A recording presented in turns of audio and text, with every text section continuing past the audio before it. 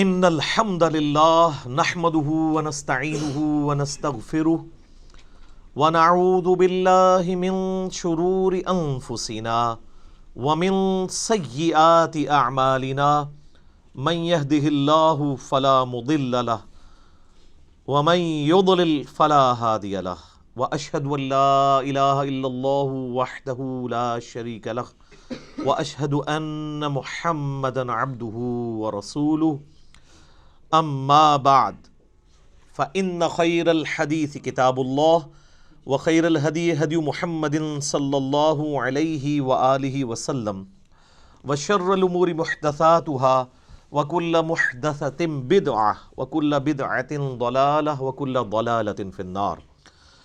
اعوذ باللہ السمیع العلیم من الشیطان الرجیم من ہمزہ ونفخہ ونفثہ بسم اللہ الرحمن الرحیم۔ رب اشرح لی صدری ویسر لی امری واحلل عقدۃ من لسانی یفقہوا قولی۔ بسم اللہ الرحمن الرحیم۔ ان اللہ وملائکتہ یصلون علی النبی یا ایہا الذین آمنوا صلوا علیہ وسلموا تسلیما۔ اللہم صلی علی محمد وعلی آل محمد کما صلیت علی ابراہیم وعلی آل ابراہیم انک حمید مجید۔ اللہم بارک علی محمد وعلی آل محمد کما بارکت علی ابراہیم وعلی آل ابراہیم انک حمید مجید۔ اللہم ربنا آتنا فی الدنیا حسنۃ وفی الآخرۃ حسنۃ وقنا عذاب النار۔ ربنا آتنا من لدنک رحمۃ وہیئ لنا من امرنا رشدا۔ لا الہ الا انت سبحانک انی کنت من الظالمین۔ حسبنا اللہ ونعم الوکیل۔ یا حی یا قیوم برحمتک استغیث ولا حول ولا قوة الا باللہ العلی العظیم۔ آمین۔ الحمدللہ آج 22 دسمبر 2019 کو سنڈے کے دن قرآن کلاس نمبر 9 میں ہم انشاءاللہ تعالیٰ سورۃ البقرہ کی آیت نمبر 6 سے آنورڈ سٹارٹ کریں گے۔ پچھلی کلاس کے اندر ہم نے سورۃ البقرہ کی پہلی 5 آیات کور کی تھیں اور بڑی ڈیٹیل کے ساتھ اس سورت کا تعارف بھی سنا تھا۔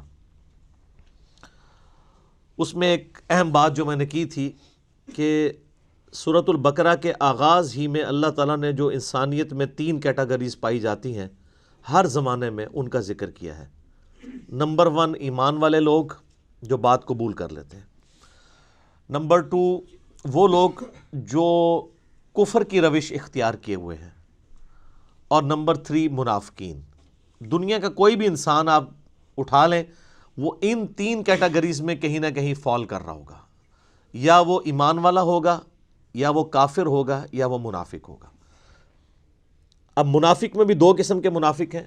ایک وہ ہے جو واقعتاً منافق ہیں، جن کو ہم اعتقادی منافق کہتے ہیں، یعنی اوپر انہوں نے اسلام کا لبادہ اوڑھا ہوا ہے لیکن اندر سے وہ کفر چھپائے ہوئے ہیں اپنے اندر۔ ایسے لوگ بہت خطرناک ہیں، اور ایسے لوگ صرف نبی صلی اللہ علیہ وآلہ وسلم کی مبارک زندگی ہی میں آئیڈینٹیفائی ہو سکتے تھے جب تک وحی کا سلسلہ جاری تھا۔ آج کی ڈیٹ میں ہم کسی کو منافق اعتقاداً تو نہیں کہہ سکتے، ہمیں نہیں پتا کہ اندر سے کوئی کیا ہے، ہم اس کے ظاہر کے اوپر بات کریں گے۔ لہذا یہ معاملہ تو اب قیامت تک کے لیے بین ہو گیا کہ کوئی مسلمان کسی دوسرے مسلمان اہل قبلہ کو، اہل کلمہ کو منافق کہہ دے۔ رہا عملی منافق تو معذرت کے ساتھ مسلمانوں کی اکثریت عملاً منافق ہو چکی ہے، کیونکہ بخاری اور مسلم میں جو منافق کی 4 نشانیاں بیان ہوئی ہیں وہ آلموسٹ میجارٹی مسلمانوں میں پائی جاتی ہیں۔ نمبر 1 بات کرے تو جھوٹ بولے۔ اسی طریقے سے نمبر 2 کبھی اس کا جھگڑا ہو جائے تو گالی گلوچ پہ اترا ہے۔ امانت رکھی جائے تو خیانت کرے۔ تو یہ عملاً پریکٹیکلی مسلمانوں میں منافقت پائی جاتی ہے۔ اس کے باوجود ہم ایسے لوگوں کو بھی منافق نہیں کہیں گے، بلکہ کہیں گے کہ ان کا عمل منافقانہ ہے، عقیدے میں مسلمان ہی ہے۔ تو اس کے لیے ٹرم ڈیوائز کی گئی ہے عملی منافق۔ اچھا، عملی کافر بھی ہو سکتا ہے کوئی مسلمان۔ صحیح مسلم میں 246 نمبر حدیث ہے، بندے کے کفر اور اسلام، شرک اور ایمان کے درمیان فرق نماز ہے۔ نماز نہ پڑھنے والا عقیدے میں اگرچہ مسلمان ہے لیکن عملاً وہ کافر ہے۔ تو بڑا کلیئر کٹ مسئلہ ہے۔ سورہ روم کے اندر آیا نا، وَأَقِيمُوا الصَّلَاةَ وَلَا تَكُونُوا مِنَ الْمُشْرِكِينَ، اور نماز کو قائم کرو اور مشرکین میں شامل نہ ہو۔ یعنی نماز قائم کرنے والا مسلمان ہے اور نماز کو چھوڑنے والا عملاً تو وہ مشرک ہے، عقیدے مسلمان ہے اس لیے ہم اس کی تکفیر نہیں کریں گے۔ تو کافر بھی دو قسم کے ہیں، عملاً کافر اور اعتقاداً کافر۔ اعتقاداً کافر تو ظاہر ہے کہ جو خود اپنے آپ کو کافر بول کے کہہ رہے ہیں کہ ہم اللہ کو، رسول کو، آخرت کو یا قرآن کو نہیں مانتے، وہ ہمارے سامنے کرسچنز ہوں، جیوز ہوں، بدھسٹ ہوں، ہندو ہوں۔ لیکن عملاً جو کافر ہیں مسلمانوں میں، آپ کو پاکستان جو اپنے آپ کو ہم کہتے ہیں جی اسلام کا قلعہ ہے، یہاں پہ بھی اکثریت جو ہے وہ بے نمازی ہے، لیکن پاکستان کے شناختی کارڈ میں وہ مسلمان ہے، اللہ کے ہاں وہ مسلمان نہیں ہے۔ یہ بڑا خطرناک معاملہ ہے۔ تو یہ تین کیٹیگریز ہر زمانے میں پائی جاتی ہیں۔ ایمان والوں کے حوالے سے میں نے پچھلی دفعہ بڑی ڈیٹیل سے ڈسکشن کی تھی۔ آج اگلی دو کیٹیگریز انشاءاللہ ہم کور کریں گے، اور اس میں بھی آپ حیران ہوں گے کہ کافروں کے بارے میں صرف 2 آیات آئی ہیں، اور اس کے بعد مسلسل کئی آیات منافقین کے بارے میں۔ ایمان والوں سے متعلق 5 آیات ہیں، کافروں سے متعلق 2 آیات ہیں، 7 ہوئیں۔ اب اس کے بعد اگر آپ دیکھیں منافقین کا سلسلہ شروع ہوگا آیت نمبر 8 سے لے کر آیت نمبر 20 تک۔ یہ کتنا خطرناک معاملہ ہے۔ 13 آیات مسلسل منافقین کے اوپر ہیں، ایمان والوں پر 5، کافروں پر 2، اور باقی 13 آیات جو ہیں وہ منافقین۔ یعنی یہ منافقت والا جو ایشو ہے یہ بہت کریٹیکل ایشو ہے، اور وہ اس لیے ہے کہ منافقین صرف اعتقادی نہیں ہوتے، عملاً بھی منافق ہوتے ہیں، جو اس وقت پریکٹیکلی مسلمانوں کی اکثریت ہو چکی ہے لیکن ان کو پتہ نہیں ہے۔ دوسری کیٹیگری، اعوذ باللہ من الشیطان الرجیم، بسم اللہ الرحمن الرحیم۔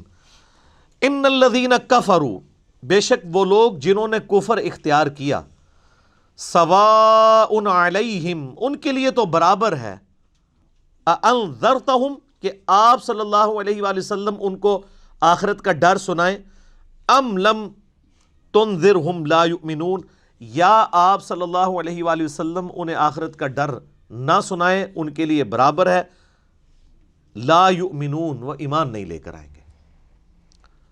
اچھا، اس کا یہ مطلب نہیں ہے کہ جو کافر ہے اس کو آپ نے تبلیغ نہیں کرنی ہے۔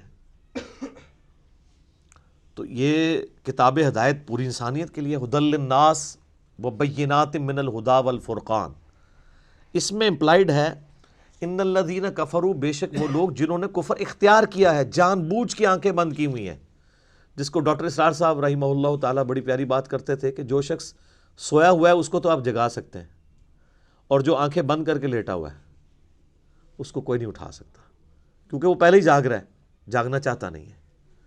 تو ایسا شخص جس کے اوپر حق اور باطل واضح ہو چکا ہو، اس کے باوجود وہ جان بوجھ کے کفر کی روش اختیار کرے، اس کے لیے قرآن میں کوئی ہدایت نہیں ہے۔ یہ بڑا خطرناک معاملہ ہے۔ تو اس سے مراد وہ کافر ہیں کہ جو حق جاننے کے باوجود جان بوجھ کے اپنی قبیلے کی حمایت کے اندر، اپنی نسلی تعصب کے اندر، یا جیلسی فیکٹر کی وجہ سے، جس طرح یہودی تھے، نبی صلی اللہ علیہ وآلہ وسلم کو ماننے سے انکار کر دیا، وہ سب کے سب اس کیٹیگری میں فال کرتے ہیں۔ ان کے لیے اب آپ ان کو تبلیغ کریں نہ کریں، ان کے لیے برابر ہے، وہ ایمان نہیں لے کر آئیں گے۔ ختم اللہ علی قلوبہم، اللہ نے ان کے دلوں پر مہر لگا دی ہے، سیل کر دیا، یعنی سیل ہو گئی، اب کوئی چیز اس کے اندر داخل نہیں ہو سکتی۔ وعلی سمعہم، اور ان کے کانوں پر بھی، وعلی ابصارہم، اور ان کی آنکھوں پر بھی، غشاوۃ، پردہ پڑ چکا ہے، وَلَهُمْ عَذَابٌ عَظِيمٌ، اور ان کے لیے بہت بڑا عذاب تیار کر رکھا ہے اللہ نے۔ وَلِعَوْذُ بِاللَّهِ تَعَالَى اللَّهُمَّ أَجِرْنَا مِنَ النَّارِ اللہم اجرنا من النار، اللہم اجرنا من النار۔ اچھا، قرآن کا طالب علم جب اس طرح کی آیات پڑھتا ہے نا تو وہ پریشان ہو جاتا ہے کہ بھئی قرآن تو بہت سٹریٹ فارورڈ ہے، اور آپ دیکھ رہے ہیں کہ اللہ تعالیٰ کے مزاج میں وہ چیزیں نہیں ہیں جو آپ کو میٹھے میٹھے وائزین بتاتے ہیں۔ اس لیے میں کہتا ہوں کتابوں کا خدا اور ہے اور بابوں کا خدا اور۔ قرآن بہت سٹریٹ فارورڈ ہے، کیونکہ یہ کلام کرنے والا کون ہے؟ اللہ، بے پرواہ ہے، اور وہ اسی پیشن کے ساتھ بات کرے گا تو آپ بھی اللہ کو سیریس لیں گے نا۔ اور اگر آپ کو یہ کہانی کرائی جائے گی، خیر ہے، جیسے ایک نانی اماں ہوتی ہیں، ایک دادی اماں ہوتی ہیں، تو اللہ تعالیٰ تو نانی اور دادی سے بھی بڑھ کے رحم کرنے والا ہے۔ یہ کہانی، یہ کس آیت میں، کس حدیث میں لکھی ہوئی ہے یہ بات؟ اور میں اس کو پھر اینٹی وینم الزامی جواب کے طور پہ، پھکی کے طور پہ کہتا ہوں کہ اگر یہ نانی دادی اور ماں کے ساتھ آپ اللہ کو تشبیہ دے رہے ہیں اس کی محبت کو، تو کیا یہ نانی دادی اور ماں والی محبت اللہ تعالیٰ کی ابو جہل اور فرعون کے ساتھ بھی ہے؟ تو سارے کہیں گے نہیں۔ تو جو کلمہ پڑھ کے اللہ کے نافرمان اور باغی ہے ان کے ساتھ بھی ہے؟ نہیں۔ جو اللہ کی طرف رجوع لے آئے ان کے لیے۔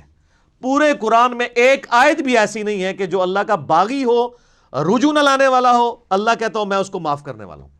ہمیشہ یہ ہے کہ جو توبہ کر لے، اپنی اصلاح کر لے، رجوع لے آئے۔ یہ درجنوں آیات ہیں، وہ وقت کے ساتھ آئیں گی، ورنہ تو میں اسی آیت کے اوپر ہی پورا یہ لیکچر ختم کر دوں گا، پھر آپ کا وہ یہ مصحف تو پچھلا تو 9 سال میں ختم ہوا ہے، یہ 18 سال میں بھی ختم نہیں ہونا۔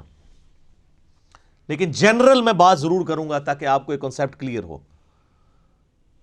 کہ جو باتیں بتائی گئی ہیں بالکل نان سینس باتیں ہیں، اس طرح کا کوئی کنسیپٹ نہیں ہے اسلام کے اندر۔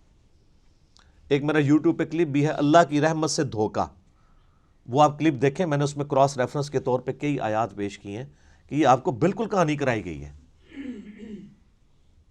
اللہ تعالیٰ اپنے معاملات میں بہت سخت ہے۔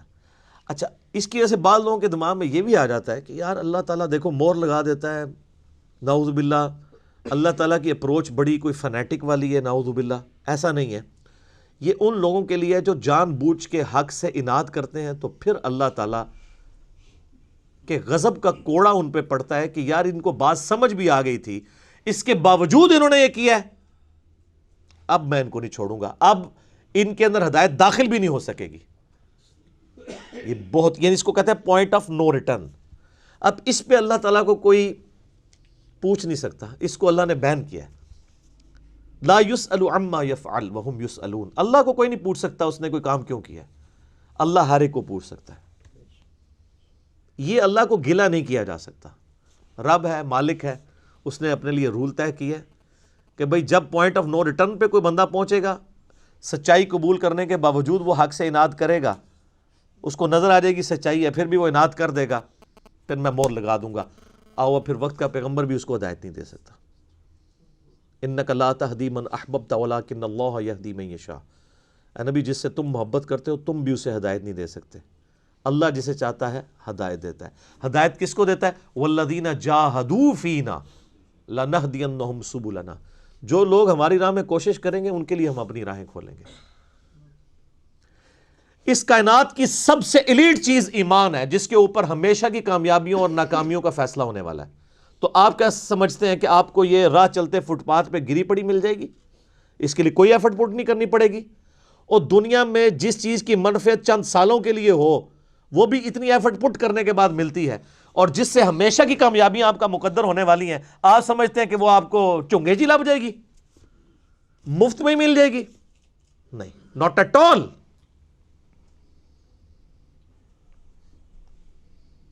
میری وائف نے جب پہلی دفعہ قرآن پڑھا نا شادی کے بعد، میں نے اس کو ایک قرآن کلاس ہوتی تھی رمضان شریف میں، تو میں نے کہا میں بچے وغیرہ میں دیکھوں گا، تم نہ صرف ایک دفعہ قرآن پڑھ لو تاکہ تمہیں پتہ چلے قرآن میں لکھا کیا ہوا ہے۔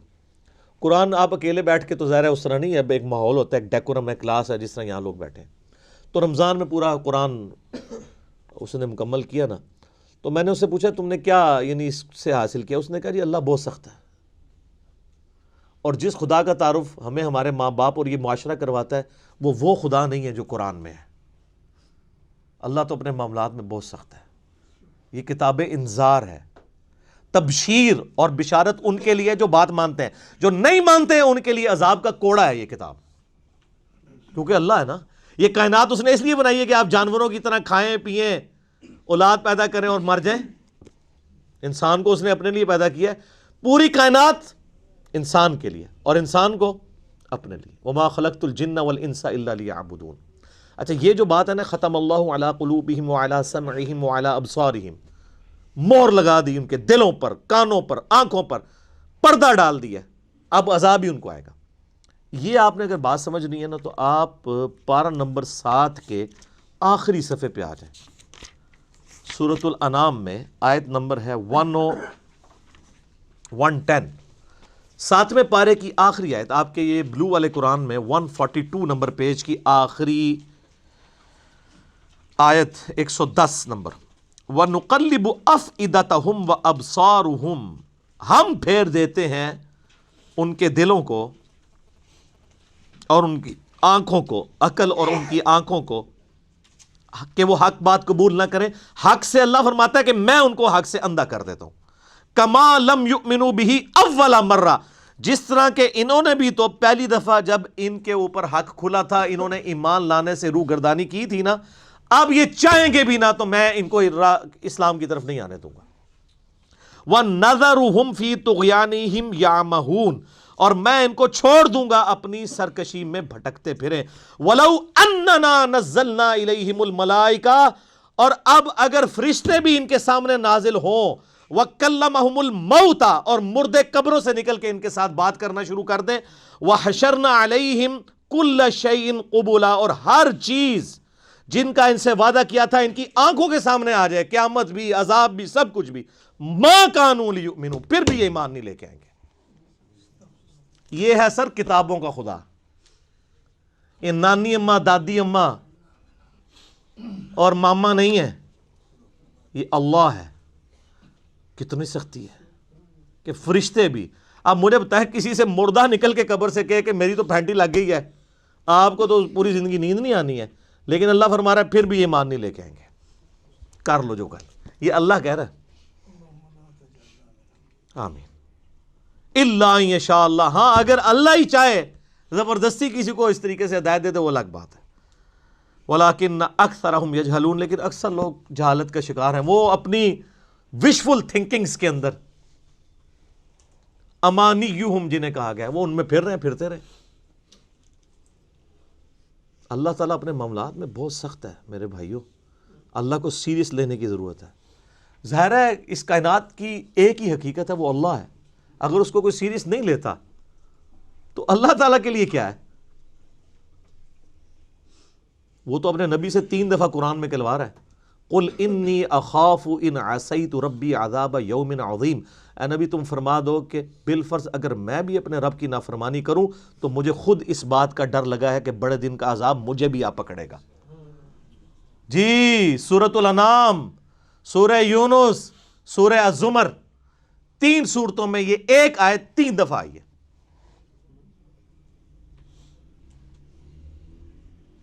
آپ مجھے بتائیں جو آپ کو کہتے ہیں جناب ہم بخشوا لیں گے, ہم اپنے مریدوں کو لے جائیں گے, اور تو انہوں کھنگن نہیں دینا کسی نے ہوتے. تو یہ اس لیے کہ نہ انہوں نے خود قرآن پڑھا ہوا ہے اور نہ آپ کو پڑھنے دیں گے, ورنہ آپ کا دماغ کھل جائے گا. او جی گاڈ از آل لونگ, یہ کرسچنز نے بھی ایک دھوکہ دیا ہے نا, گاڈ از آل لونگ. تو میں نے ان کو بھی پھکی دی تھی کہ اگر گاڈ از آل لونگ ہے اور وہ آل لونگ کا کنسیپٹ پھر صوفیاء کے ہاں ادھر مسلمانوں میں بھی داخل ہوا, وہ جی اللہ کو ہماری نمازیں چاہیے. اور سر اللہ نے کب کہا مجھے تمہاری نمازیں چاہیے؟ اللہ کہتا ہے تمہیں تمہارے لیے نمازیں چاہیے, اللہ کے لیے نہیں, اپنے لیے. گاڈ از آل لونگ, او آل لونگ اس کے لیے ہے جو اس کا بندہ بن جائے گا, باغی کے لیے نہیں. تو پھر میں نے ان کو دنیاوی طور پہ ایک الزامی جواب, اینٹی وینم پھکی دی ہے کہ بتاؤ تمہارے دشمن کی بھی بیوی ہو اگر کوئی اور اس کے چھوٹے چھوٹے 4 بچے ہوں, کیا تم اپنے دشمن کے لیے خواہش رکھو گے کہ اس کی بیوی چھوٹے چھوٹے 4 بچے چھوڑ کے مر جائے اور اس کے بچے سوتیلی ماں کے ہاتھوں پٹتے رہیں, ان کے مینٹل ماڈلز تک بدل جائیں؟ سارے کہیں گے نہیں نہیں جی. کیوں نہیں؟ دل پسیجتا ہے. اچھا آپ کا دل پسیجتا ہے اور آپ نے ہمیں یہ کہانی کرائی ہے کہ اللہ تعالیٰ ماں سے اتنے گنا اور دادی سے اتنے گنا اور نانی سے اتنے گنا محبت کرتا ہے, تو وہ اللہ روزانہ ہزاروں ایسی عورتوں کو موت کیوں دیتا ہے جن کے 4 چھوٹے چھوٹے بچے ہوتے ہیں؟ اس پہ ساروں کی زبانیں گنگ ہو جاتی ہیں. اگر وہ آل لونگ ہے کیوں موت دیتا ہے پھر؟ آپ تو اپنے دشمن کی بیوی کو بھی موت نہ دیں, وہ روزانہ ہزاروں ایسی ماؤں کو موت کیوں دیتا ہے جن کے چھوٹے چھوٹے بچے ہوتے ہیں؟ اس کا مطلب ہے آپ نے جو احساسات ڈیولپ کیے ہوئے ہیں کہ اللہ اپنے بندوں کے ساتھ یہ کرتا ہے, وہ نہیں ہے. اللہ اپنے احساسات کا اسیر نہیں ہے. اللہ کے وہ جذبات نہیں ہیں جو آپ کے ہوتے ہیں, وہ بے پرواہ ہے. ہاں جو اس کا ہو جائے نا اس کے لیے معاملہ الگ ہے. وہ صحیح بخاری میں حدیث ہے کہ جس نے میرے ولی کے ساتھ دشمنی کی میرا اعلان جنگ ہے اس کے خلاف. اور انسان میرا قرب نہیں حاصل کرتا مگر فرائض کے ذریعے اور نوافل پہ استقامت کے ذریعے اس لیول پہ پہنچ جاتا ہے کہ میں اس کے ہاتھ بن جاتا ہوں جس سے وہ پکڑتا ہے, میں اس کے کان بن جاتا ہوں جس سے وہ سنتا ہے, میں اس کی آنکھیں بن جاتا ہوں جس سے وہ دیکھتا ہے, میں اس کے پاؤں بن جاتا ہوں جس سے وہ چلتا ہے. اچھا ادھر ہی حدیث روک دیتے ہیں صوفیاء اور وہ کہتے ہیں نہیں وہ خود ہی خدا بن گیا, ایتھوں ہاتھ پائے گا انج ہو جائے گا. وہ آگے پڑھو کیا لکھا ہوا ہے, وہ جب اپنے دشمن کے اگینسٹ مجھ سے پناہ طلب کرتا ہے میں اسے پناہ عطا کرتا ہوں. اگر وہ اللہ ہی سے پناہ طلب کر رہا ہے تو وہ پھر ہاتھ مارنے جو گا تو نا, یہ ہاتھ بن جاتا ہوں, پاؤں بن جاتا ہوں, کان بن جاتا ہوں. اس سے مراد یہ کہ اس کا اوڑھنا بچھونا پھر میں ہی بن جاتا ہوں. قل ان صلاتی و نسکی و محیای و مماتی للہ رب العالمین. اے نبی تم فرما دو بے شک میری نماز, میری قربانی, میرا جینا, میرا مرنا سب اللہ کے لیے. اوڑھنا بچھونا اللہ بن جاتا ہے. اس حدیث کے آگے الفاظ ہیں, اللہ تعالیٰ فرماتا ہے مجھے کبھی کسی معاملے میں ہچکچاہٹ نہیں ہوتی سوائے ایک معاملے کے کہ جب مجھے اپنے کسی مومن بندے کو موت دینی پڑتی ہے. اللہ کہتا ہے میں بھی اس پہ ریلیکٹنٹ ہوتا ہوں. کیوں؟ میرا بندہ موت کو ناپسند کرتا ہے. ظاہر ہے موت تو کسی کو بھی پسند نہیں ہے, انسان زندہ رہنا چاہتا ہے اور یہ اللہ نے انسان کی کوالٹی رکھی ہے کہ اسے زندہ رہنے کی خواہش ہے. اسی لیے اولیاء اللہ بھی جب خطاب کر رہے ہو نا وہاں پہ سپیکر پھٹ جائے تو وہ بھی یوں کر جاتے ہیں, لا حول علیہم ولا ہم یحزنون. کیوں کرتے ہیں؟ یہ نیچرل اللہ نے رکھا ہوا ہے. کسی اولیاء اللہ کو کہنا یہ سامنے یہ بٹ صاحب کے پاس جو بندوق بڑی خطرناک سی انہوں نے تانی ہوئی ہے, کسی اولیاء اللہ کو کہنا پڑھ لے کلمہ میں چلان لگاؤں تو آپ دیکھ لیں اس کی کیا حالت ہوگی. یہ اللہ نے نیچرل رکھا ہوا ہے. موت تو اللہ فرماتا ہے کہ میں بھی ریلیکٹنٹ ہوتا ہوں. وہ اپنی موت کو ناپسند کر رہا ہوتا ہے اور میں اسے موت دے کے اپنے پاس لانا چاہتا ہوں. پھر کیا ہوتا ہے؟ پھر تو وہ قرآن پاک میں سورہ حمیم سجدہ میں آیا نا کہ ایسے لوگوں میں پھر فرشتے نازل ہوتے ہیں, ان کو بشارت دیتے ہیں موت کے وقت. اور پھر سنن ابی داؤد میں, سنن نسائی میں بڑی ڈیٹیلڈ احادیث ہیں کہ جب ایمان والے کی موت کا وقت قریب آتا ہے تو باقاعدہ اس کو آمادہ کیا جاتا ہے کہ وہ خود کہ میں مرنا ہے. وہ جب سب کچھ دیکھتا ہے وہ کہتا ہے ٹھیک ہے جی جان دو, پہلے نہیں کہتا جان دو. بڑا مشکل کام ہے. پہلے کہنا کہ جان دو تو حضرت موسیٰ علیہ السلام تھپڑ کیوں مارتے ہیں اسرائیل کو؟ میرا وہ بھی کلپ چڑھا ہے نا, بخاری مسلم میں حدیث ہے جو. تو یہ بہت سینسٹیو ایشو ہے.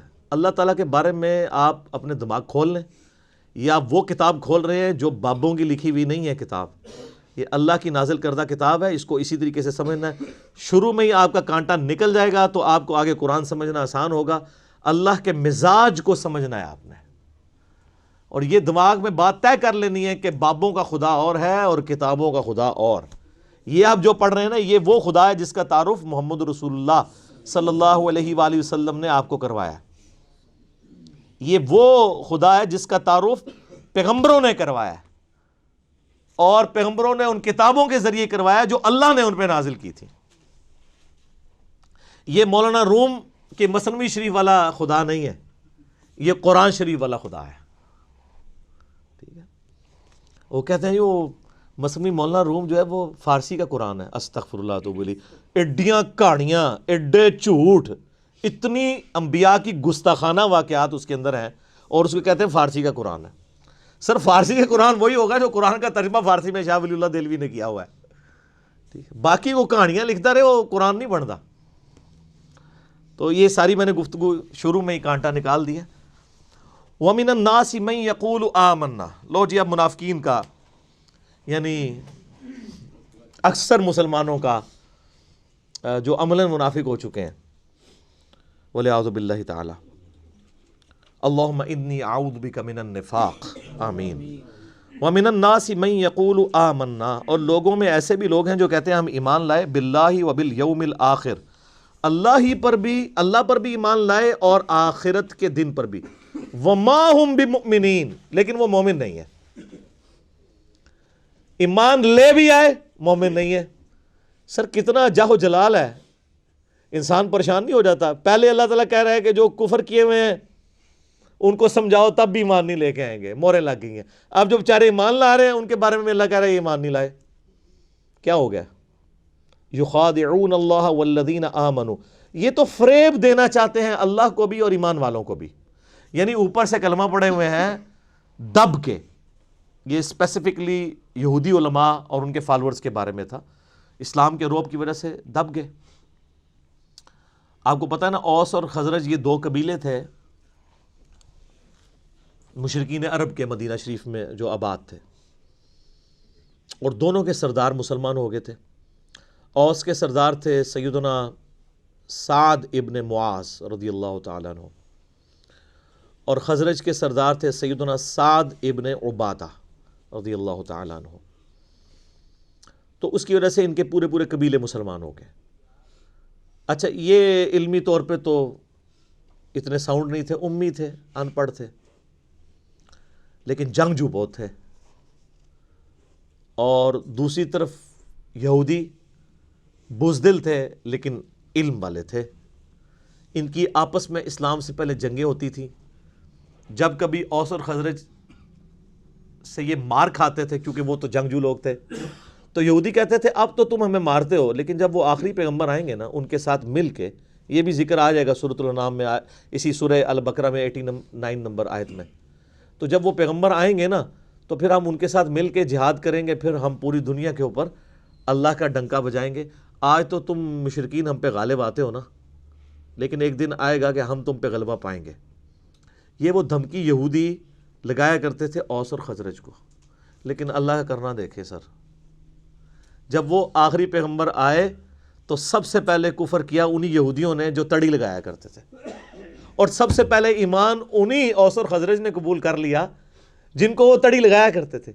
اوس اور خزرج جب حج کے لیے پہنچے نا تو ان میں سے کچھ لوگ نے آبزرو کیا، ان کا یار یہ وہی پیغمبر لگتے ہیں جن کے بارے میں ہمیں تڑی لگائی جاتی تھی، اس سے پہلے کہ یہودی ایمان لے آئیں تم ہی ان پر ایمان لے آؤ، اور اللہ نے انہیں دنیا کا امام بنا دیا، اور وہ وہیں کے وہیں پڑے رہ گئے۔ اس کا مطلب ہے کہ اگر آپ کے پاس علم بھی ہے، نالج بھی ہے، لیکن آپ ہٹ درم ہے، آپ کے اندر وقت کا پیغمبر بھی آ جائے آپ کو کوئی فائدہ نہیں ہونا۔ اور اگر آپ چٹے ان پڑھ ہیں، جاہل ہیں، لیکن حق قبول کرنے کا مادہ موجود ہے، تو سر آج بھی آپ کے لیے ہدایت لکھی ہوئی ہے۔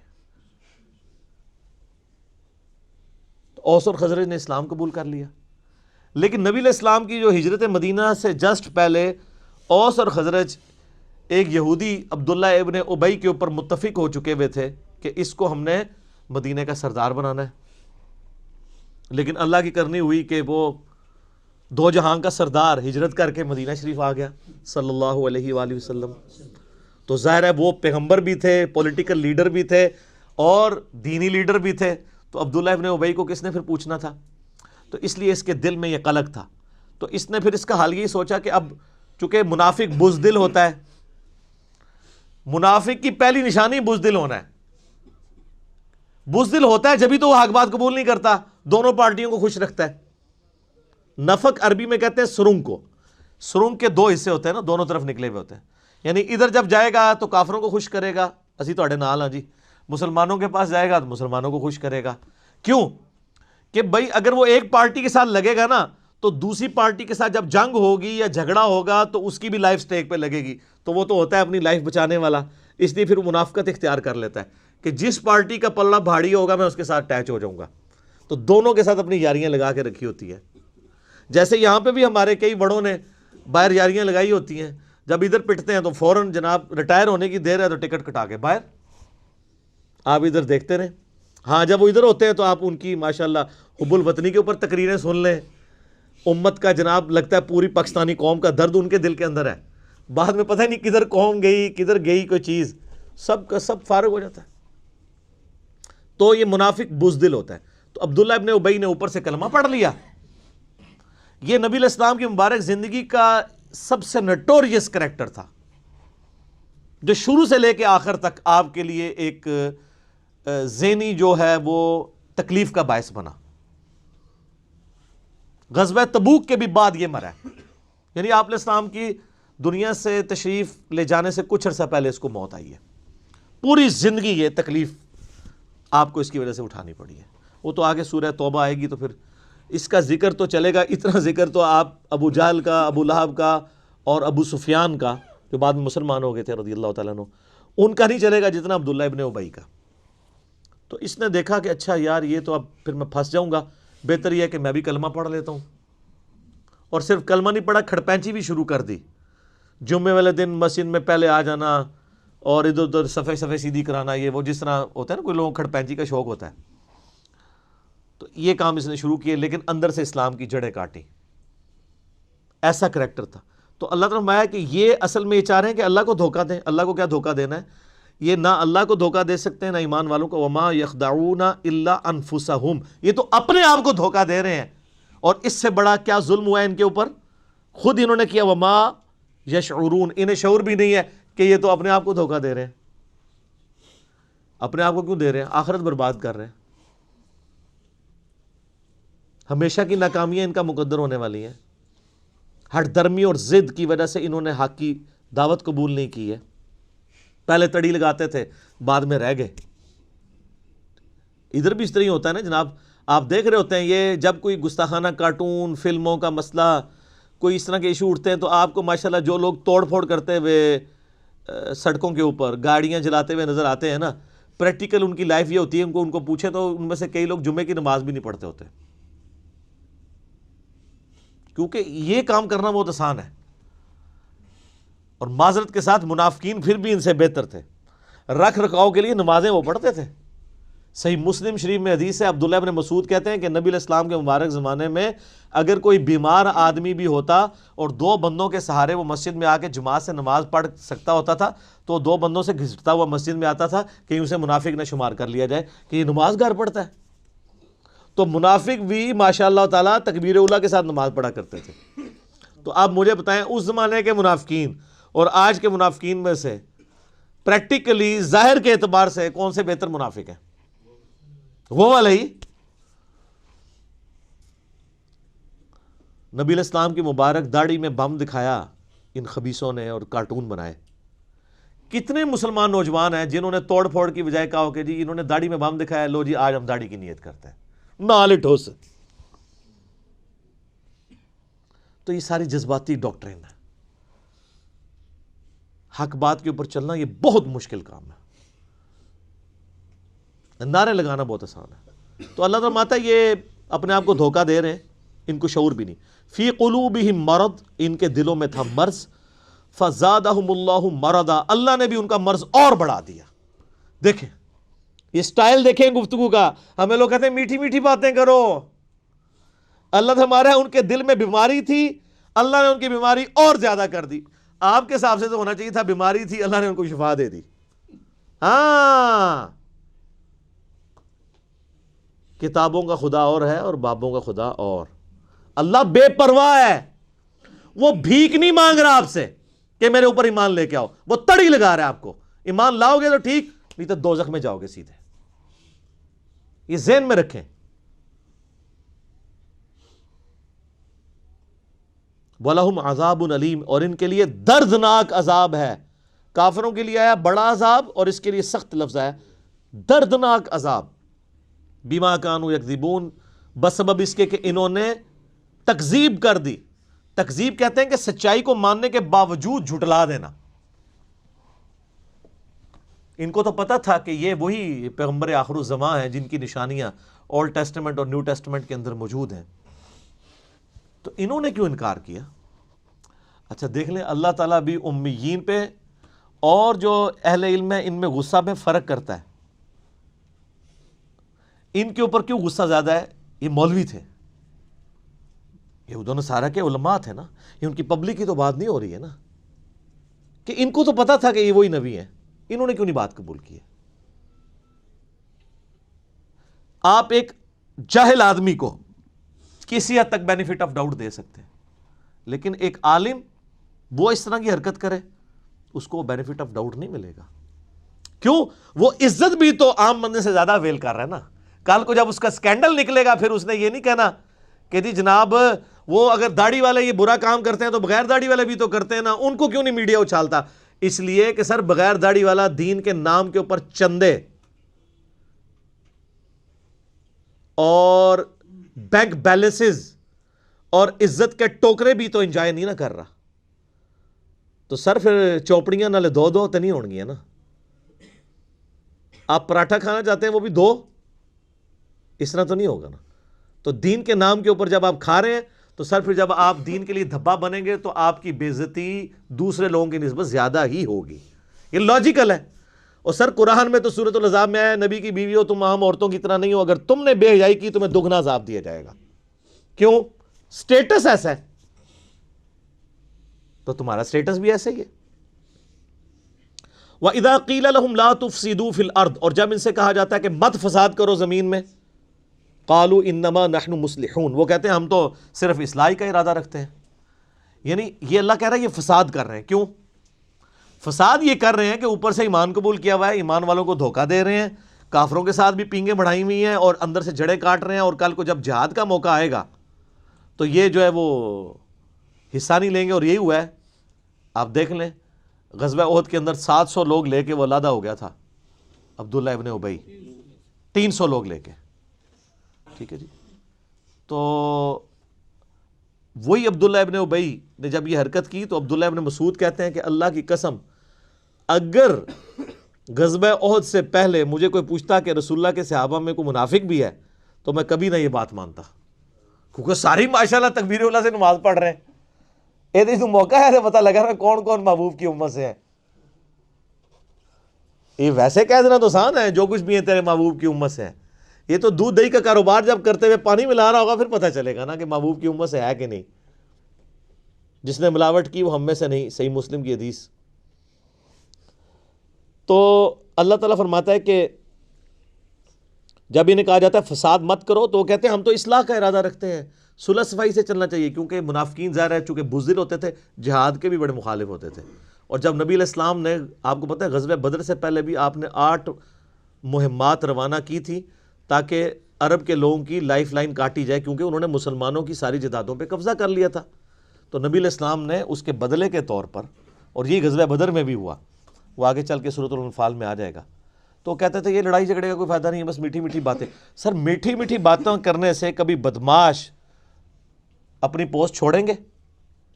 آج کافر کہتے ہیں جی اسلام نے تلوار کے زور کے اوپر رومن اور پرشین امپائر اکھاڑی ہے. تو سر پھر کس طرح اکھاڑتے؟ تلوار کے بغیر بدماش اپنی جگہ چھوڑتا ہے؟ نہیں. اسلام نے یہ جو نیا دور شروع کیا ہے وہ تلوار کے زور پہ کیا ہے. سورہ توبہ کی آیت نمبر 14 ہے کہ اللہ تعالیٰ صحابہ کرام سے کہتا ہے ہم تمہاری تلواریں ان کے اوپر مسلط کریں گے. صدیوں سے بیٹھے ہوئے بدماش کیسے اکھاڑے جائیں گے؟ تو یہ جہاد اور قتال کے پیچھے حکمت یہ تھی. لیکن آج جہاد اور قتال یہ ہے کہ وہ مسلمانوں کو اکھاڑنے کے لیے استعمال ہو رہا ہے. ایک مسلمان دوسرے کا گلا کاٹ رہا ہے جہاد کے نام کے اوپر. سر آپ دیکھتے نہیں پچھلے 30-40 سالوں میں سعودیہ اور ایران کی پراکسی وار میں جو کچھ ہمارے ملک کے اندر ہوا ہے, اور وہ آج تک ہم اس چنگل سے باہر نہیں نکل سکے. تو کہتے ہیں ہم تو اصلاح کا ارادہ رکھتے ہیں. الا انہم هم المفسدون, آگاہ ہو جاؤ یہی فسادی ہیں, ولکن لا یشعرون, لیکن انہیں شعور نہیں ہے. اللہ فرما رہا ہے یہ فسادی خود ہیں لیکن انہیں پتہ بھی نہیں ہے. اس سے بڑا ان کے ساتھ ہاتھ ہو گیا کہ ان کو پتہ بھی نہیں کہ توبہ و توفیق بھی نہیں ہوگی. وَإِذَا قِيلَ لَهُمْ آمِنُوا, اور جب انہیں کہا جاتا ہے کہ ایمان لے آؤ, کما آمن الناس, جس طرح کہ باقی لوگ ایمان لے کے آئے ہیں جو کامل الایمان مومن ہیں مہاجرین اور انصار میں سے صحابہ کرام, جس طرح وہ ایمان لے کر ہیں تم بھی اسی طرح کا ایمان لے آؤ. قالوا انؤمن کما آمن السفہاء, وہ کہتے ہیں ہم ان بیوقوفوں کی طرح ایمان لے آئیں. ان کو تو نہ اپنے بیوی بچوں کی پرواہ ہے, نہ ان کو اپنی کوئی زندگی عزیز ہے. کل کو جہاد میں جائیں گے کٹ جائیں گے, پیچھے بیوی بچوں کا کیا بنے گا, یہ تو ہے ہی سارے بیوقوف ہیں. اور اللہ تعالیٰ کی طرف سے جواب سنیں, الا انہم هم السفہاء ولکن لا یعلمون, آگاہ ہو جو بے شک یہی لوگ ہی بیوقوف ہیں جو یہ صحابہ کرام کو بیوقوف کہہ رہے ہیں, لیکن ان کو خود بھی علم نہیں ہے. انہوں نے تو آخرت کا سودا کر لیا, سورہ توبہ میں آتا ہے ہم نے مومنین کی جانوں اور مال کے عوض ان کو جنت دے دی ہے، جنت کے عوض ان کی جان اور مال ہم نے خرید لیا ہے، اور خوشخبری ہو تمہیں اس بیعت کے اوپر جو اللہ سے تم نے بیعت کی ہے۔ ہمارے مسلمان بھی بیعت کرتے ہیں لیکن اپنا جان مال جو ہے وہ پیروں فقیروں پہ لٹا رہے ہوتے ہیں۔ اللہ فرماتا ہے کہ اللہ کے لیے لٹاؤ، بیعت اللہ سے ہو پیغمبر کے ذریعے صلی اللہ علیہ وآلہ وسلم۔ وَإِذَا لَقُوا الَّذِينَ آمَنُوا، اور جب یہ ملتے ہیں اہل ایمان سے، قَالُوا آمَنَّا، کہتے ہیں ہم ایمان لاتے ہیں۔ وَإِذَا خَلَوْا إِلَىٰ شَيَاطِينِهِمْ، اور جب اپنے شیطانوں کے ساتھ علیحدہ ہوتے ہیں یعنی دوسری پارٹی کے ساتھ، قَالُوا إِنَّا مَعَكُمْ، بے شک ہم تو تمہارے ساتھ ہیں، إِنَّمَا نَحْنُ مُسْتَهْزِئُونَ، ہم تو اوپر سے ہنسی مذاق کے طور پہ انہیں کہہ رہے ہوتے ہیں کہ ہم مسلمان ہیں۔ دوغلی پالیسی۔ اور اللہ نے کہا کہ اپنے شیطانوں کے ساتھ جب ملتے ہیں، شیطان کن کو کہا؟ ان کافروں کو، ان کے سرغنہ جو علماء یہود تھے ان کو۔ اب کٹھے ہوتے ہیں اپنے شیطانوں میں۔ اچھا، شیطان لفظ کے دو مطلب ہیں، ایک ہے اللہ کی رحمت سے دور، اور ایک شیطان کا مطلب ہے جو حسد اور بغض میں بھرا ہوا ہو۔ یہ بیک وقت دونوں معنی شیطان کے اوپر فٹ آتے ہیں۔ اللہ کی رحمت سے وہ دور ہے کیونکہ مردود بارگاہ ہے، اور اس میں حسد اور بغض ابن آدم کا پایا جاتا ہے کیونکہ وہ یہ سمجھتا ہے کہ نہ اللہ مجھے آدم علیہ السلام کے معاملے میں آزمائش میں ڈالتا اور نہ میں مردود بارگاہ ہوتا۔ تو یہ دونوں چیزیں اس میں، تو اللہ نے یہ انسانوں میں سے شیطان ہیں وہ لوگ جن کے ساتھ منافقین ملتے ہیں اور کہتے ہیں ہم تو مذاق کر رہے تھے، انما نحن مستہزئون، ہم تو صرف مذاق کر رہے تھے۔ اللہ تعالیٰ فرما رہا ہے اللہ یستہزئ بہم، اللہ ان کے ساتھ اصل میں مزاح فرما رہا ہے جیسا کہ اس کی شان کے لائق ہے۔ وَيَمُدُّهُمْ فِي طُغْيَانِهِمْ يَعْمَهُونَ، اور اللہ ان کو ڈھیل دے رہا ہے تاکہ اپنی سرکشی میں بھٹکتے رہیں اور سرکشی کریں تاکہ اور بڑے عذاب کے مستحق ہوں۔ اللہم اجرنا من النار، آمین۔ اچھا، یہاں پہ استہزاء کا لفظ اللہ نے اپنے لیے بھی استعمال کیا ہے۔ اس پہ اعلیٰ حضرت نے جو ترجمہ کیا ہے نا وہ انہوں نے عربی میں ہی کر دیا، اللہ ان سے استہزاء فرماتا ہے۔ باقی لوگوں نے ترجمہ کیا اللہ ان سے مذاق کرتا ہے، تو اس پہ پھر وہ باقی اعتراض کرتے ہیں کہ جی دیکھیں جی مذاق تو ایک نٹوریس چیز ہے، اور اس لیے یہ لفظ اللہ کی طرف منسوب کرنا جو ہے وہ گستاخی ہے، تو وہ پھر استہزاء کا ترجمہ استہزاء ہی کر دیتے ہیں۔ کوئی گستاخی نہیں ہے، اللہ نے جب لفظ استعمال کیا ہے تو وہ جن معنوں میں استعمال کیا آپ اسی، اور وہ بہتر ترجمہ ہے اللہ ان سے مزاح فرماتا ہے جیسا کہ اس کی شان کے لائق ہے۔ اس میں یہ جھگڑے میں نہیں پڑنا چاہیے جی آپ یہ نٹوریس ورڈ یوز کر رہے ہیں، اللہ نے خود کیا واللہ خیر الماکرین، خفیہ تدبیر ترجمہ کیا ہوا ہے، وہ تدبیر خود عربی کا لفظ ہے، وہ بھی آ سکتا تھا۔ اولئک الذین اشتروا الضلالۃ بالہدی، اللہ فرماتا ہے یہ ہیں وہ منافق جنہوں نے خرید لی ہے گمراہی ہدایت کے بدلے میں۔ ہدایت بیچ دی اپنے ہاتھوں سے، مفت کی ہدایت ملی ہوئی تھی اور گمراہی خرید لی۔ فما ربحت تجارتہم وما کانوا مہتدین، تو اب ان کو یہ تجارت نفع نہیں دے گی اور نہ وہ ہدایت پہ کبھی آئیں گے۔ انہوں نے یار دیکھیں بالکل کوئی شخص دریا کے کنارے پیاسا مر جائے تو کتنی بڑا بدبخت ہے۔ محمد رسول اللہ دنیا میں جلوہ افروز ہوں، اللہ کے ریپریزنٹیٹیو، ہر لحاظ سے حجت تمام ہوئی ہو، ان کی موجودگی میں بھی کوئی کفر کی موت مر جائے، اس سے بڑا کون بدبخت ہو سکتا ہے؟ تو اللہ فرماتا ہے انہوں نے تو ہدایت آئی ہوئی اپنے ہاتھوں سے دے کے گمراہی خرید لی ہے اور اب ان کو ہدایت نہیں ملنی ہے۔ اب دو مثالیں اللہ تعالیٰ نے بیان کی ہیں بڑی مزیدار منافقین کے بارے میں۔ پہلی مثال سنیں، مثلہم کمثل الذی استوقد نارا، ان کی مثال اس طرح ہے جیسے کوئی شخص آگ روشن کرے، فلما اضاءت ما حولہ، اور جب ہر چیز روشن ہو جائے اس آگ کی وجہ سے جتنی اس ماحول میں ارد گرد ہے، ذہب اللہ بنورہم، اللہ تعالیٰ ان کی آنکھوں کا نور ہی لے جائے، وترکہم فی ظلمات لا یبصرون، اور ان کو اس گھپ اندھیرے میں رہنے دے جہاں ان کو کچھ سجھائی نہ دے، صم بکم عمی فہم لا یرجعون، پھر وہ ایسے لوگ گونگے ہیں، اندھے ہیں اور بہرے ہیں، سمن بہرے ہیں، بکمن گونگے ہیں، عمیون اندھے ہیں، فہم لا یرجعون یہ واپس نہیں پلٹ سکتے۔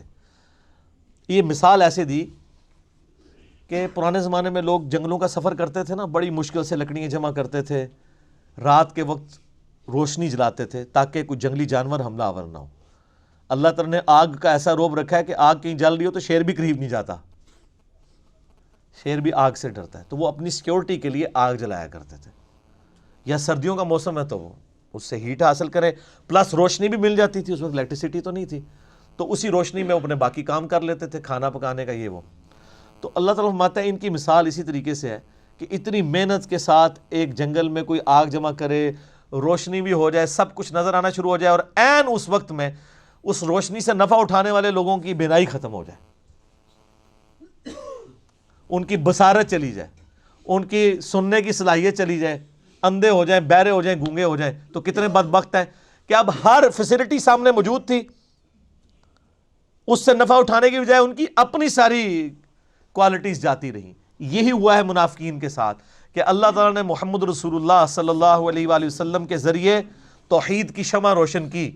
بالکل جب ہر چیز واضح نظر آ گئی کہ یہ وہی پیغمبر ہیں جن کی نشانیاں تورات اور انجیل کے اندر موجود ہیں, اور عین جب ٹائم آیا کہ یہی یہودی جو تڑی لگایا کرتے تھے اوس اور خزرج کو, یہ اسلام قبول کرتے, عین ٹائم پہ انہوں نے انکار کیا اور اللہ کے عذاب کا کوڑا ان پہ برسا کہ ان کی آنکھوں کی بینائی چلی گئی. اب محمد رسول اللہ صلی اللہ علیہ وآلہ وسلم ایک روشنی کا مینار سامنے موجود ہیں, لیکن یہ اتنے بدبخت ہیں کہ ان کی بینائی جا چکی ہے, ان کو دیکھ کے بھی اب ایمان قبول نہیں کریں گے. وہ جو میں نے پہلے آیات پڑھی تھی, وَلَوْ أَنَّنَا نَزَّلْنَا إِلَيْهِمُ الْمَلَائِكَةَ. سر یہ کوئی اللہ تعالیٰ کا تعارف ہوا ہے آپ لوگوں کو؟ یہ کون سا خدا ہے؟ اور یہ پہلے صفحے پہ ہے. یہ نہیں ہے کہ 50 صفحے پڑھنے تو بعد کہتے ہیں پہلے میٹھی میٹھی باتیں کریں نا پھر کڑوی باتیں کریں. نہ, میٹھی باتوں سے کبھی بات سمجھ نہیں آتی ہے. دوسری مثال, او کصیب من السماء فیہ ظلمات ورعد. یا پھر ان کی مثال ایسی ہے کہ آسمان سے بادلوں سے می برس رہا ہو, بڑی تیز بارش ہو رہی ہو, فیہ ظلمات ورعد وبرق, اور اس بارش کے موسم کے اندر اندھیرا بھی چھایا ہوا ہو کالے بادلوں کی وجہ سے, اور گرج بھی ہو, اور بجلی بھی چمک رہی ہو, یعنی ایک طوفانی موسم ہو. یجعلون اصابعہم فی آذانہم من الصواعق حذر الموت. اور ٹھونستے ہیں یہ لوگ اپنی انگلیاں اپنے کانوں میں کڑک کے باعث موت کے ڈر سے. واللہ محیط بالکافرین. حالانکہ اللہ ایسے کافروں کو گھیرے ہوئے ہے. یکاد البرق یخطف ابصارہم. قریب ہے کہ بجلی اچک لے ان کی بینائی کو. کلما اضاء لہم مشوا فیہ. جب کبھی وہ بجلی چمکتی ہے تو اس بجلی کی چمک کی وجہ سے وہ روشنی جو آتی ہے اس روشنی میں چلنا شروع کر دیتے ہیں, کیونکہ گپ اندھیرا ہے کالے بادلوں کی وجہ سے, دن کے وقت بھی ہو جاتا ہے رات کے وقت بھی, اس روشنی کے سے تھوڑا سا راستہ نظر آتا ہے تو چلنا شروع کرتے ہیں. وَإِذَا أَظْلَمَ. اور جب وہ اس پہ اندھیرا چاہتا ہے, علیہم اس پر, ان پر, قاموا تو کھڑے ہو جاتے ہیں. وَلَوْ شَاءَ اللَّهُ لَذَهَبَ بِسَمْعِهِمْ وَأَبْصَارِهِمْ. اور اگر اللہ چاہتا تو ان کی سماعت بھی لے جاتا اور ان کی بصارت بھی, کانوں اور آنکھوں سے انہیں محروم کر دیتا. ان اللہ علی کل شیء قدیر. بے شک اللہ تعالی ہر چیز کے اوپر قدرت رکھتا ہے. یہ بڑی امپورٹنٹ مثال ہے. اللہ تعالیٰ نے مثال دی ہے کہ منافقین جو ہے نا وہ دین پہ کنارے کنارے چلتے ہیں. سورہ حج میں بھی آیت ہے کہ یہ کنارے کنارے چلتے ہیں, جس طرح آج کل مسلمانوں کی اکثریت ہے. اگر کوئی نوجوان بچہ دین کے اوپر چلنا شروع کرتا ہے, وہ کہتے ہیں یار کیا تو نے جوانی میں روگ لگا لیا ہے, داڑھی رکھنی کو ضروری ہے, بس اپنی چپ کر کے نماز پڑھو. جو تھوڑے اور لبرل ہیں وہ کہتے ہیں نماز ہی پڑھنی ہے نا گھر ہی پڑھ لو, کیوں فنیٹک بن رہے ہو. حالات و واقعات جب فیور میں ہو تو سب ٹھیک, جیسے ہی مشکل آئے تو ساتھ ہی وضو ٹوٹ گیا. تو منافقین کے بارے میں بھی اللہ تعالیٰ ہمارے ان کی مثال ایسی ہے کہ یہ اللہ تعالیٰ کی طرف سے می برس رہا ہے, اللہ کی رحمت کا, نبی الاسلام کی موجودگی ہے, اللہ کی طرف سے وہی آسمان سے نازل ہو رہی ہے. لیکن یہ وہی خالی وہی نہیں آ رہی ہے, اس کے ساتھ پھر جہاد کی اور قتال کی تکلیفیں بھی جڑی ہوئی ہیں, معاشرے کی جو پابندیاں وہ بھی جڑی ہوئی ہیں. باپ کو بیٹے سے الگ ہونا پڑے گا, بھائی کو بھائی سے الگ ہونا پڑے گا. اب یہ منافقین کا حال یہ ہے, چونکہ یہ تو دنیا دار ہوتے ہیں, جب ان کے اوپر کوئی مصیبت آتی ہے نا تو ٹھٹک کے کھڑے ہو جاتے ہیں, دین پہ چلنے سے انکار کر دیتے ہیں, اور جب حالات سازگار ہوتے ہیں تو چلنا شروع کر دیتے ہیں. تو یہ مذبذبین بین ذالک، اس کے درمیان یہ اوسیلیٹ کرتے رہتے ہیں. حالات سازگار ہوں تو دین پہ چلیں گے، اور جیسے ہی مشکل وقت آئے گا ٹھٹک کے کھڑے ہو جائیں گے. تو یہی اکثر لوگ کرتے ہیں. یہ دین کے معاملات اب آپ دیکھ لیں، جب دین پہ چلنا آسان ہو تو سارے بڑے خوش ہیں، جب دین کے اوپر چلنا مشکل ہو جائے تو بڑے بڑے ایمان والوں کے بھی وضو ٹوٹ جاتے ہیں. تو منافقین کا بھی یہی حال تھا. وہ آپ آگے چل کے دیکھیں گے، جہاد کے اندر بھاگتے تھے، اور جب کبھی کامیابی ہو جاتی تھی کہتے تھے مال غنیمت میں سے ہمیں بھی حصہ دیں، ہم نے بھی جانا ہی تھا، بس وہ کوئی مجبوری ایسی ہو گئی. اور جب کبھی مسلمان شہید ہو جاتے ہیں، جس طرح غزوہ احد کے اندر ہوا، تو پھر اکیلے کہتے ہیں شکر ہے اسی پہلے ہی نہیں نال گئے.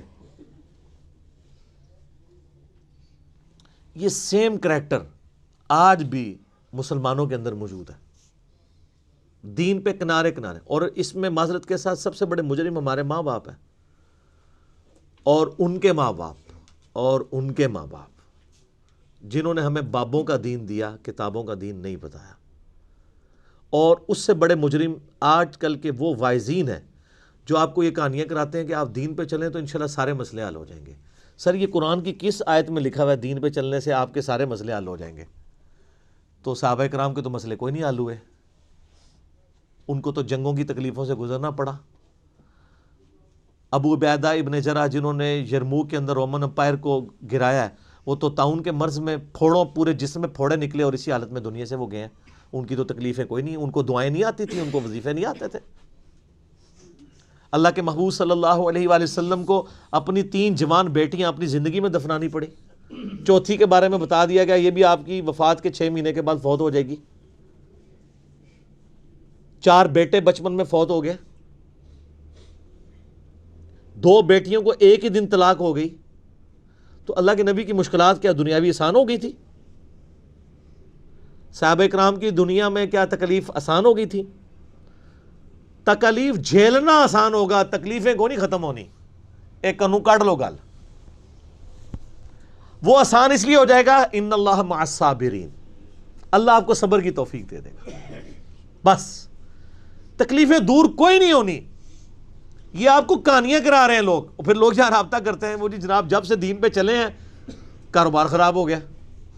تو ہمیں تو بتایا گیا تھا کاروبار چمکے گا، کہانی کرائی گئی تھی. ایسا تو نہیں ہوگا، مشکلات آئیں گی.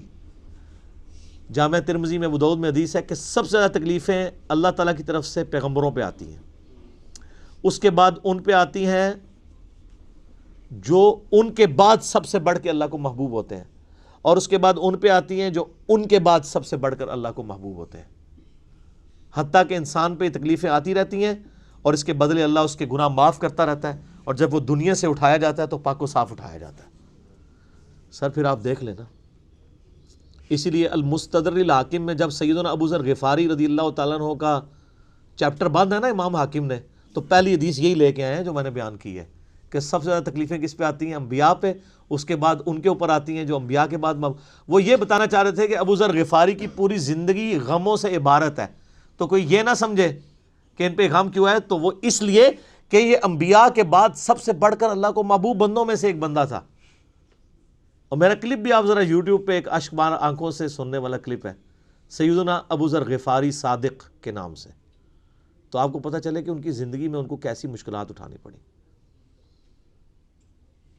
تو تکلیفیں جڑی ہوئی ہیں، ان کی تکلیفیں تو کوئی دور نہیں ہوئی. سیدنا ابو ذر غفاری رضی اللہ تعالیٰ عنہ کی، ان اللہ علی کل شیء قدیر، بے شک اللہ تعالیٰ ہر چیز پر قدرت رکھتا ہے.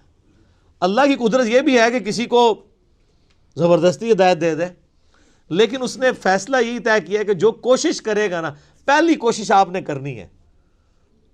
انا ہدیناہ السبیل اما شاکرا و اما کفورا، ہم نے راستہ ہدایت کا واضح کر دیا، اب تمہاری مرضی ہے، چاہے تو شکر گزاری کی روش اختیار کرو، خواہ نہ شکری کی.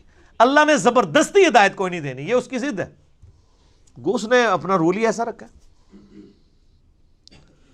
ابو الحکم تھا ابو جہل، حکمت کا باپ، سارے فیصلے کرتا تھا وہاں کے بڑے بڑے، سمجھ لیں وہاں کا چیف جسٹس تھا. اور اسی کے غلام ہے سیدنا یاسر، سیدہ سمیہ ان کا بیٹا عمار بن یاسر، رضی اللہ عنہم اجمعین وعلیہم السلام اجمعین ورحمہم اللہ اجمعین. لیکن آپ دیکھ لیں اس ابو جہل کو ہدایت کوئی نہیں ملی ہے. سیدہ سمیہ کو مل گئی, سیدنا یاسر کو مل گئی, اور ایسی ہدایت ملی کہ جان بھی انہوں نے اپنی لٹا دی, اسلام کے پہلے شہید بنے, اور ابو جہل کو بات ہی نہیں سمجھ آئی.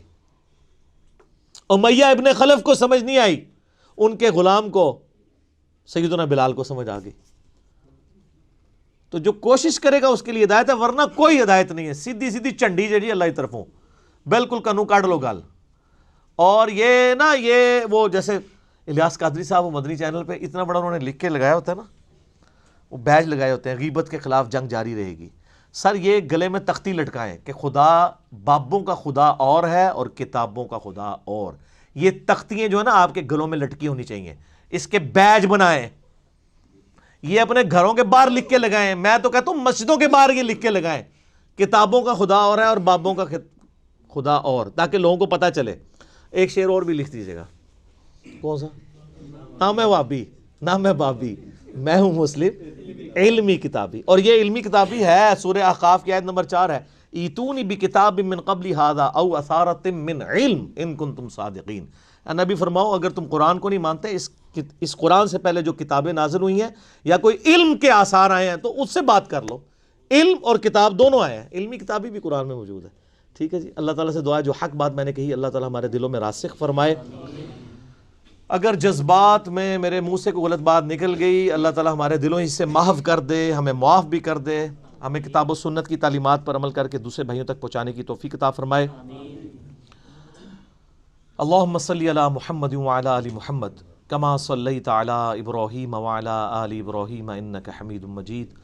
اللہم بارک علی محمد وعلی آل محمد کما بارکت علی ابراہیم وعلی آل ابراہیم انک حمید مجید.